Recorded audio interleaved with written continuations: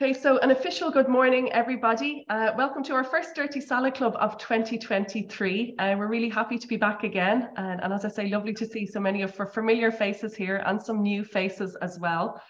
So for any of our new members or people who are here for the first time, Dirty Salad Club is an initiative that we at Kinch Lyons set up during the pandemic as an excuse to get together. We missed being with people, so we created an opportunity to get together, to learn from our colleagues, to share stories, to share experience. Our club has grown really, really big, and we're delighted to still have us going and still see so many of you coming every month. The name Dirty Salad Club, people are always curious about it. Alan might tell you a little bit more about that. He was the one that came up with the name another time.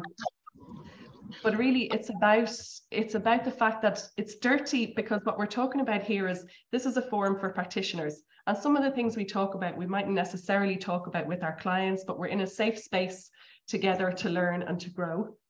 The salad refers to the fact that, look, it's good for us. It's good to get together. It's good to learn. It's good to share our experience. And a club, again, just the fact that we're all in this together. A lot of people in the Dirty Salad Club have similar professional interests, backgrounds. So it's really, really good to be together. This morning, we're thrilled to have with us Susan Keeley, who's one of the gang here at Kinch Lyons. And Susan's going to be talking to us all about personality and psychometrics in selection. Susan probably knows more about psychometrics, particularly for selection and particularly for personality, than most other psychologists I know put together.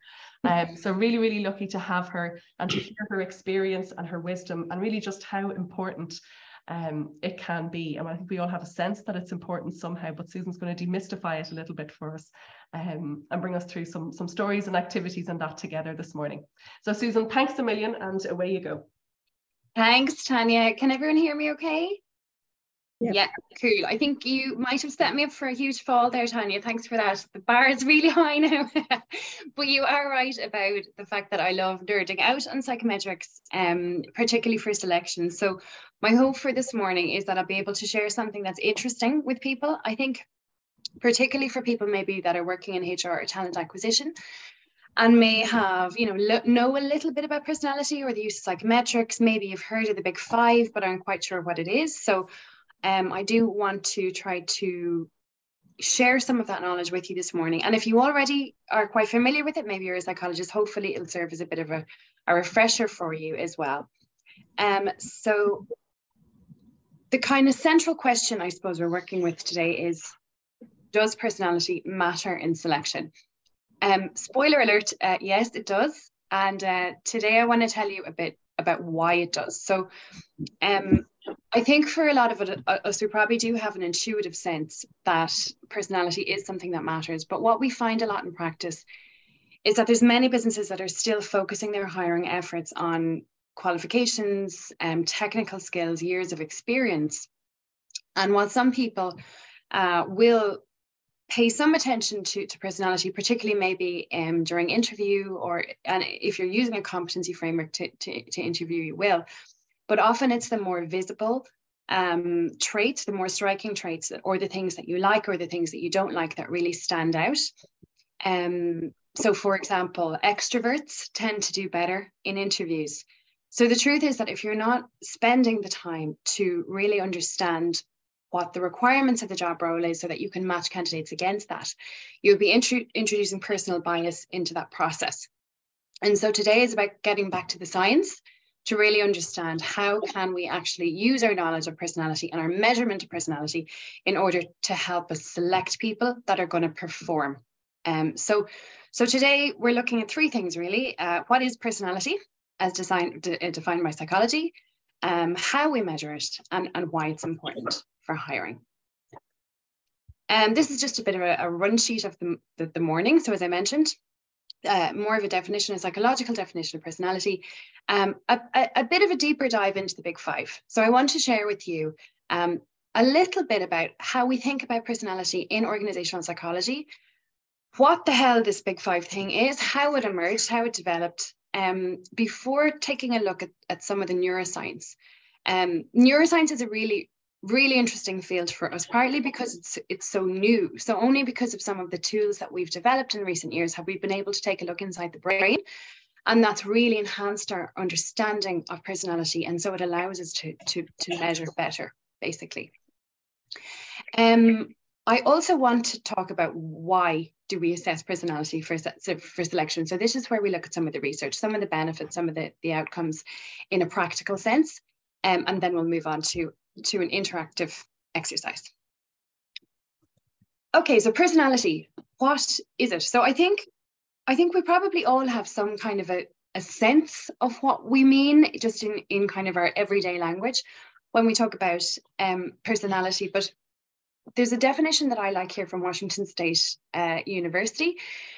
Personality refers to the long-standing traits and patterns that propel individuals to consistently think, feel, and behave in specific ways. So it is this notion of consistency. So I have patterns of behavior that I'm likely to kind of veer towards, and they'll be different from your patterns of behavior. It's probably worth mentioning as well that the different branches of psychology have different interests when it comes to personality. So psychotherapy, developmental psychology, clinical psychology tend to be more interested with the origins of personality, and maybe using it to help form diagnoses or to think about personality or developmental disorders, for example. But in organizational psychology, that's really not our interest. So we tend to be much more focused on describing it. We're interested in typical everyday behavior in non-clinical populations at work, basically. And so what we're always trying to do, or what we have been trying to do, is to look for some kind of order, some organization or some structure that helps us think about personality in the here and now, because that's what we use in order to help us to predict something useful about the work of work, the world of work. So, we think about, well, what kind of people are likely to be happiest in what types of careers? Can we identify emergent leadership properties? Can we predict job performance, job satisfaction, stress, etc.? So how is a person likely to approach people, tasks, ideas, stress, etc.?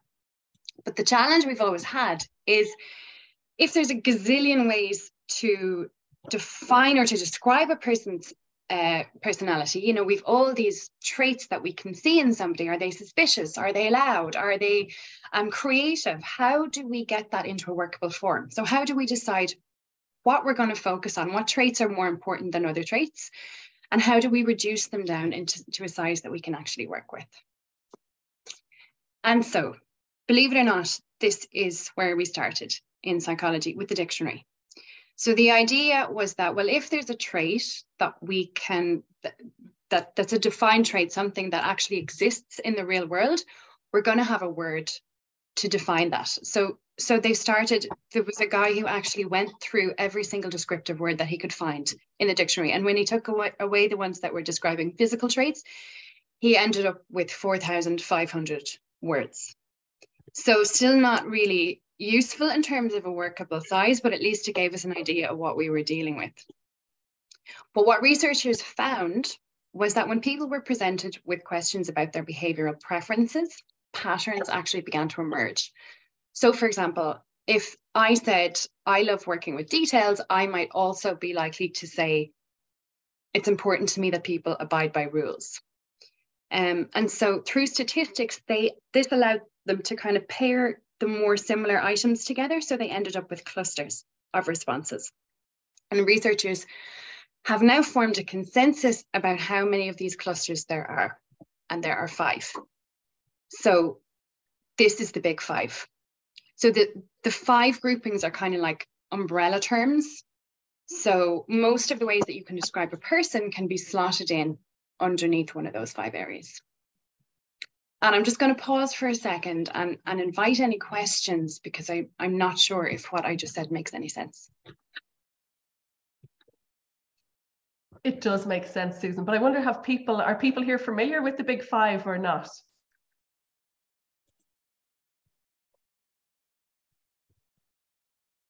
Few nods, okay. Okay, cool. All right, so the big five are the trait that they can be remembered by the acronym OCEAN. So, excuse me. So they are openness to experience, conscientiousness, extroversion, agreeableness, neuroticism. And I'm just going to give a brief description of what these traits are. So these are the independent traits, or reasonably independent from each other, that do a pretty good job at kind of comprehensively covering off personality. So to greater or lesser degrees, we might be open to experience. So somebody who's high in openness to experience is somebody who's going to love engaging their mind creatively. They're going to like new intellectual challenges. They're going to enjoy figuring out new problems. Somebody who's low in openness, sorry, I've got a bit of a cold. So excuse me, I'm going to be coughing through this. Somebody who's low in openness may tend to find change disruptive. So they prefer to kind of stick what they know. They prefer tradition. They like to build on the past rather than necessarily launch themselves into new pastures. Somebody who's high in conscientiousness is going to like order, structure, rigor, rules. Somebody who's low might find that environment very confining. They prefer to be more spontaneous. They prefer not to be bound by things. Speed is better than perfection, perhaps. Somebody who's high in extroversion is going to love interacting with people. They're going to like to be social, participative, get themselves out in front of others. Somebody who's low in extroversion will prefer to spend time on their own, that they might be maybe more reserved, more introspective. A social environment might really tire them out. So it's not that they can't do it, but they might feel that they need to recharge the batteries afterwards. Someone who's high in agreeableness is going to be very conscious about maintaining harmony. So they want everyone to get on.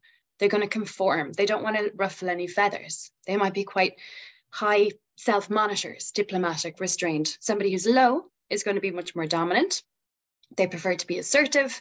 They're much more of the opinion that it's important to tell it as you see it. Neuroticism, we actually normally give it the reverse label. So we'll call this emotional stability because we're the PC police. So somebody who's high in emotional stability is likely to be steady, calm, confident, self-assured. Somebody who's low will be much more reactive to their environment. So they'll be the industries or the sectors that you're targeting. I don't think that's for me. Okay. Somebody who's low in emotional stability will be much more reactive. So they'll be more likely to experience anxiety, maybe fluctuations of mood. And so we sit along a scale in terms of where we are on each of these 5 traits. And generally speaking, we interpret preferences by examining how much we express a particular trait compared to other people. So this is what we call a reference group. And test publishers tend to collect data from hundreds, if not thousands of other people in order to create this reference group.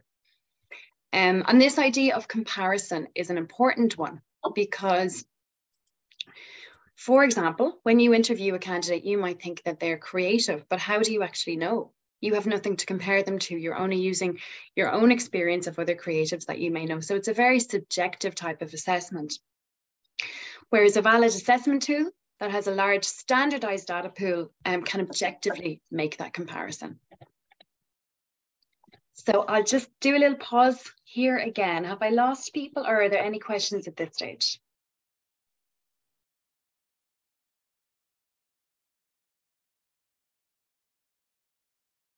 Okay, I keep going. Susan, I mean, you're very clear. You're very clear. Good. Okay, super. Okay, so I just want to touch on the neuroscience of personality very quickly as well, because this has been really interesting for us. Because we have techniques now like MRI imaging that allows us to see exactly what's going on in the brain, we can actually give people questionnaires at the same time. So we can understand what their personality preferences are, and we can check out whether there are differences, biological differences that we're seeing in the brain too. So there are, and we don't know necessarily, are these environmental differences that are causing changes in the brain, or are they genetic differences? One of the really interesting and often very surprising things about personality is that there's actually a high genetic component to it. So to quite a large degree, we often have traits that are similar to our parents or to other people that share genes effectively. Okay, so in relation to this neuroscience, I just want to say a little bit about how this works. So we have, obviously, most of us, similar brain systems, but we have different parameters within those systems. So different levels of hormones and neurotransmitters. And one of these systems is our dopamine system.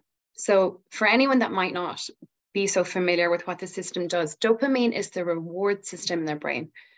So we respond differently to dopamine from one another.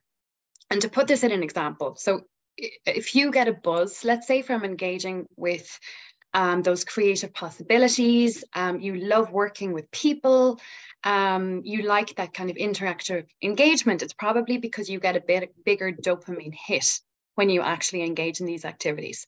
So anything that causes you to branch out and to seek reward, which could be in the form of, it could be in the form of food, it could be in the form of people, it could be in the form of ideas. You'd be more likely to seek out these situations if you get more of a reward from your dopamine system than I will. And therefore, you'll be more likely to open yourself up to be more chatty, and you will probably profile as being higher on extroversion and on openness to experience. So this is what we call plasticity. This is the relationship with dopamine in the brain. Plasticity is what we call a meta trait. So it sits above the big five. The second, No? I think that was someone just unmuted for a sec there. No worries. They can't contain their excitement. Yeah, that sounds like a groan, actually. Maybe it was for me. So the next neurotransmitter that's important that we look at is serotonin.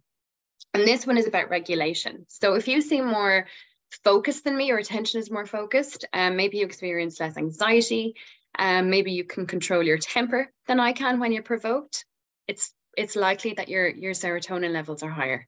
So a personality questionnaire would probably find that you're higher in agreeableness, conscientiousness, and emotional stability. And that's the stability meta trait. So the fact that we can see these distinctive brain patterns really supports this idea of the big five. And it helps us to understand that there are reasons that particular traits or particular items on a questionnaire go together. So there are these driving forces. And importantly, the fact that we know this allows us to ask better questions, because we can ask questions that are, more related to what we know to be the outcomes from these different neural systems. So better questions means better descriptions, means better predictions. And one of the reasons, Kinshine works a lot with a test publisher called Podium 365. And one of the reasons that we do that is because their assessments are really new. They're quite hot off the press in a way. And so they incorporate this neuroscience research. So all of the ways, in fact, that their items are constructed are directly aligned with this neuroscience research. And that improves prediction capability. Okay, so I think it's really important at this point that we have loads of that science background to ask the so what question, because ultimately none of this matters if it doesn't actually help us to predict something useful. And actually, luckily, of course, there's loads of research to support the idea that these tests and that personality does predict something useful. So it's what we call test validity. And all credible test publishers spend a lot of resources in making sure that their tests are valid. So there's a couple of approaches to trying to figure out, what does it actually mean for me at work? What does it mean for the people I'm going to be hiring and that predictive capability? Across the board, there are certain traits that do tend to predict better performance. So for example, being high in conscientiousness is one, and being high in emotional stability, or at least not low in emotional stability. They tend to be, irrespective of the job, generally speaking, something that would predict performance, but not always, because of course, there are loads of different types of jobs. There's different types of workplaces, different cultures, different organizations with different requirements. So you can't always say one is better. So, I mean, if you can imagine a job where you're required to do a lot of firefighting, quick, high-level thinking, your diary is constantly changing. If you were too high in conscientiousness, that might be a nightmare situation for you. You would be demotivated really quickly because you wouldn't be able to work in accordance with your preference. So what we do as well at Kids Lions is we will profile a job. So anyone who's ever worked with us will know that at the beginning of a project, we ask loads of questions because we really want to understand what are your critical components? What are your success factors for your particular job, for your particular organization? And well-matched personality traits with job requirements are predictive of performance. So this is what we might call person-job fit, if the job matches the personal requirements, or person-organizational fit, if a person is a match for the culture, let's say, or for the wider organizational values.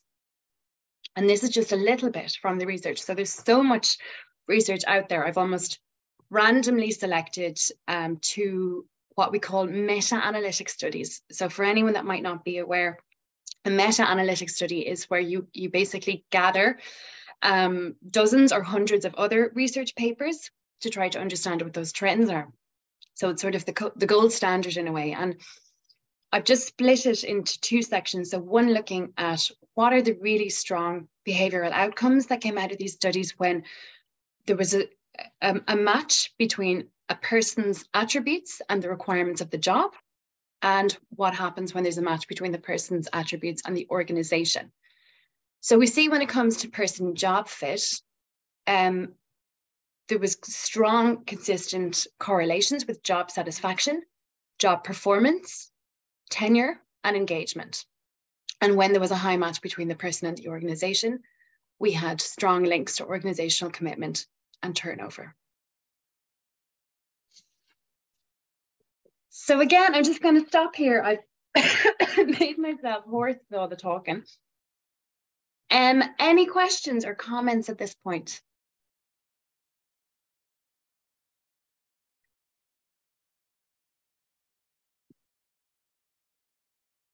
Well, Susan, I think it's been great. I think you've done a really good job so far at condensing an enormous amount of information into kind of key points in 15 or so minutes.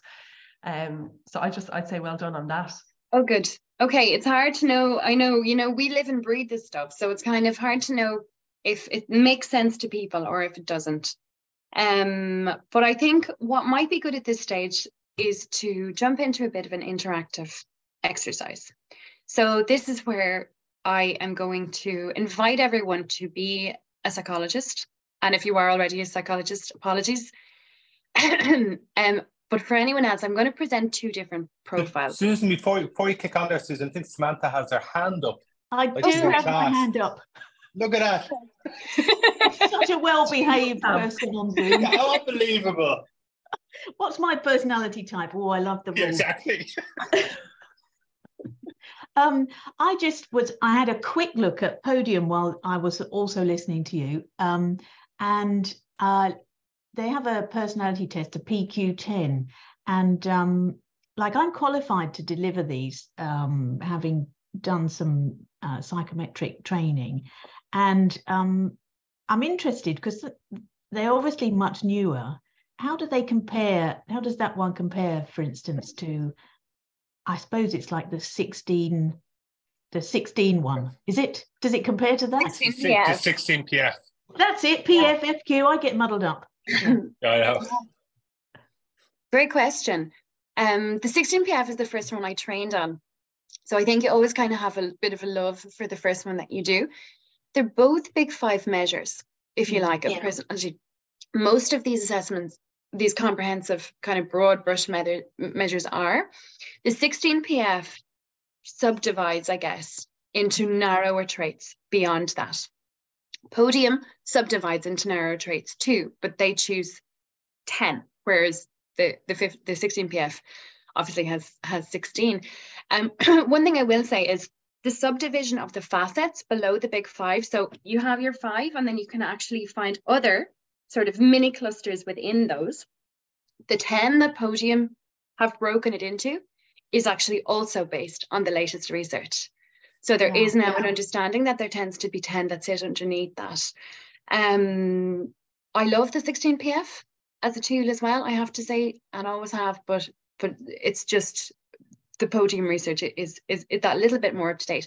You can see, I'm not sure if you have gone onto the British Psychological Society website where you can actually see test reviews, and they've given them ratings across all these, you know, dozens of measures.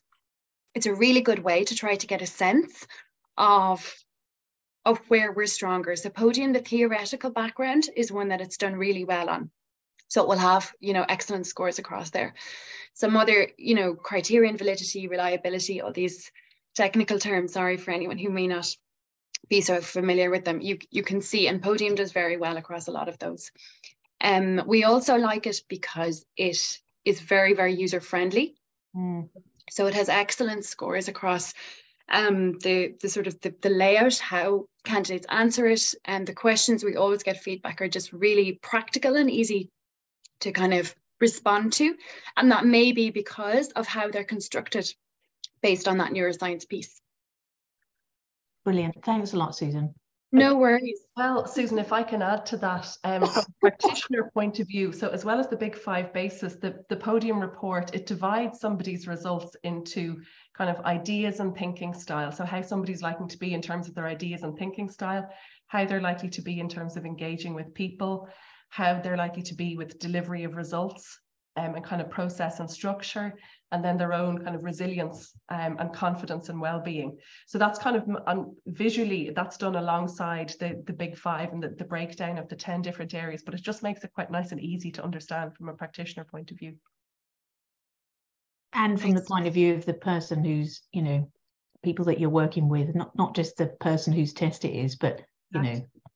Yeah. Exactly. Thanks, Tanya. Cool. Okay, so let's jump in. We're going to throw you into breakout rooms in a minute and just see how you get on. So the exercise is this. So there's 2 profiles here that I'm presenting. This is the big 5. So we have profile 1 here and profile 2 here. You'll see we have openness to experience, extroversion, agreeableness, conscientiousness, and emotional stability along the side. We have the scale here. So between 5 and 6 in the middle sort of means that's what the majority of people say. That's what the reference group kind of lands. So 5 to 6 you can think of as average. 7 to 10 is sort of high in that trait. 1 to 4 may be lower in that trait. And I'm going to present a job description. And what I would like you to have a think about is, in relation to the job, what strengths do you think each person might bring? What potential drawbacks could there be if you hired each person? And who would you ultimately give the job to? I'm going to just read out the job description in the next page, and then I'll come back to this and we'll leave this on the screen while you're in the breakout rooms. And I'll try and figure out how to minimize these things so they're not in your way. But with the job description, you may need to just take a screenshot of it or take a photo of it if you can, or jot down a few notes, just because I think we can't leave 2 screens on when you're in the breakout room. So this job description is for a debt collector.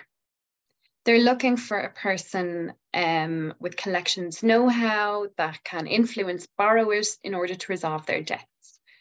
They need people who are compliant with federal, state, local laws and regulations. The person will be making outbound calls. And the attributes that they're looking for: resilience and the capacity to handle negativity and emotional reactivity while remaining steadfast and focused on the task at hand. Strong persuasion and influencing skills with the ability to be direct and assertive without being aggressive. The ability to work within defined structures, reaching performance goals, strong performance on compliance and regulation, and organizational skills and administrative follow-through. So if you want to just grab a screenshot if you haven't already, and I'm going to bring it back up to the previous page where we have the 2 profiles, and then Tanya is going to just pop you into breakout rooms. So just shout if you don't, Do you need more time to grab that?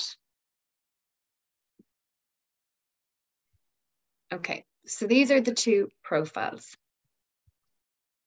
Does anyone have any questions about the activity? No. No pressure, folks. You've had a good half an hour of training here, so there'll be no bother to you, to pick the right person for the role. We're going to do ourselves out of a job, Tanya. Okay, so Tanya, whenever you're ready, would you mind opening the breakout rooms? Yeah, I have them ready here. So I've just opened them. So you should all see an invitation on screen to join a room now in a sec. Okay, so there'll be 3 or 4 people for each breakout room.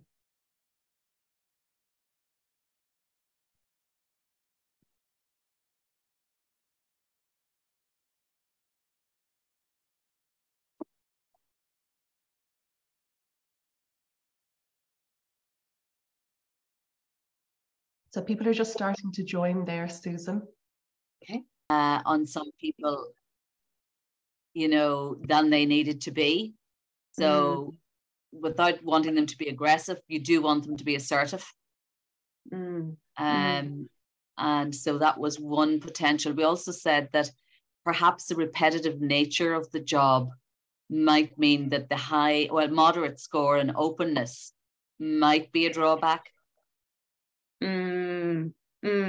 Lots of regulation, compliance, which would be good for conscientiousness. But yeah, take your point. Very, very great insights. Thank you.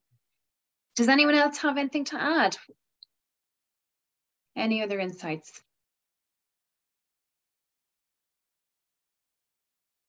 I wonder, is there any from any of the other groups? Did they choose different? So maybe anybody from any of the other groups, what did you think? Can profile 1 or profile 2? Sorry, Tanya, I didn't hear what that group chose actually, because we just come back into the main group. Okay, Julie. So the group that was just speaking had chosen the second profile. Oh yeah, same as us. Yeah. And what were the reasons that you were thinking the second one would be more suited to the role? Well, the big thing was the stability score, and in a debt collection role, obviously emotions are high, probably for the person on the other end of the phone call. So being able to navigate through that in a calm, reasoned manner, and also the agreeableness, being able to provide a solution and cooperation over conflict. So these calls are often negotiations in making a plan for a person. So they were kind of the key ones. The emotional stability, 10 versus 3, was a huge difference. And we just felt the profile number 1 wasn't really even borderline in any of those. They were low. So that's why we went with number 2. Great, thank you. Could you see any drawbacks to being a 10 on emotional stability, or what might they be? And this is out to anybody.